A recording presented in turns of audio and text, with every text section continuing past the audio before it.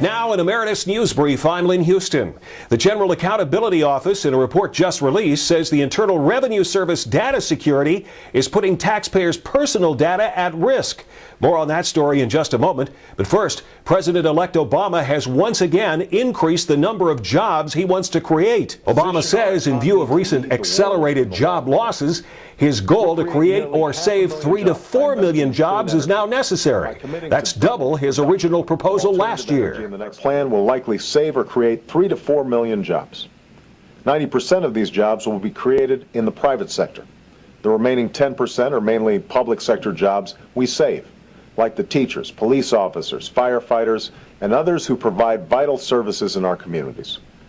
The jobs we create will be in businesses large and small across a wide range of industries.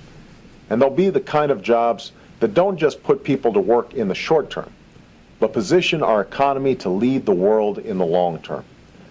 We'll create nearly 500,000 jobs by investing in clean energy, by committing to double the production of alternative energy in the next 3 years, and by modernizing more than 75% of federal buildings and improving the energy efficiency of 2 million American homes. These Made in America jobs, building solar panels and wind turbines, developing fuel-efficient cars and new energy technologies, pay well, and they can't be outsourced. We'll create hundreds of thousands of jobs by improving health care, transitioning to a nationwide system of computerized medical records that won't just save money, but save lives by preventing deadly medical errors. And we'll create hundreds of thousands more jobs in education, equipping tens of thousands of schools with 21st century classrooms. The president-elect's choice to be labor secretary outlined her goals during her Senate confirmation hearing on Friday. The fact that I'm sitting before you today as a child of an immigrant family, a working family, is proof that in America, anything is possible. Now more than ever, we must work together to ensure that all Americans have the same opportunities that I had. Unfortunately, increasing numbers of middle-class families, retirees, and youth in America are losing their jobs, their homes, and their retirement savings. Data released this morning, as you know, shows that unemployment has risen to 7.2%. Youth unemployment exceeds well over 20%. And more than 500,000 jobs were lost in December. In my district alone, the city that I reside in, the city of El Monte, I believe the unemployment rate has gone above 11%. Among those facing tough economic challenges happen to be women.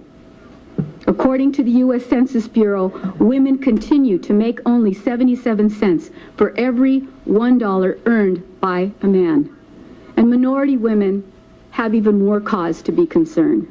Latinas earn just 57 cents, and African American women just 68 cents for every dollar that a man earns.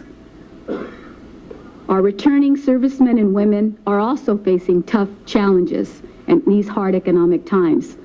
Increasing numbers of young veterans are returning from combat in Iraq and Afghanistan with many disabilities, including post-traumatic stress disorder and brain injuries. If confirmed, Senators, I will join President-elect's team as a voice for working families. I'm eager to work with you and believe we have an obligation to restore trust and hope for a better future, for a better tomorrow. Well, it turns out the announcement by the Labor Department of an estimated 524,000 jobs lost in December is probably a low figure.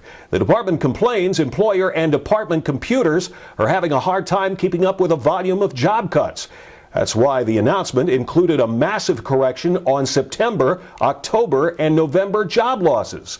In September, the Labor Department originally reported 159,000 jobs lost. Turns out it was really 403,000 jobs lost. In October, the department originally reported 240,000 jobs lost. The revision? It was actually 423,000 jobs lost. And in November, the original report stated 533,000 jobs were lost, but the Labor Department revision now says 584,000 jobs were lost. Friday's report also shows the number of those age 50 and older who were unemployed has doubled in the last year. In recognition of that, the AARP has started a special website to help older workers get jobs and deal with being unemployed. See the Emeritus News employment page for a direct link. Boeing Aircraft announcing it is laying off 4,500 workers primarily in the Seattle area where the manufacturing facilities are. And the oldest newspaper in the state of Washington likely will be history 2 months from now. Hearst Corporation says Seattle Post-Intelligencer is up for sale. And if no serious buyer emerges in the next 2 months, the paper will probably close. And with a newspaper publishing business being what it is these days, closing appears to be the more likely outcome. And the General Accountability Office out with a dour assessment about lax personal data security at the Internal Revenue Service. The GAO says the IRS has not even reached the halfway point to fix security control weaknesses that continue to, quote, jeopardize the confidentiality, integrity, and availability of financial and sensitive taxpayer information. That story on the Emeritus News consumer page. The latest on the biggest issues in public policy at emeritusnews.com. That's an Emeritus News Brief. I'm Lynn Huston.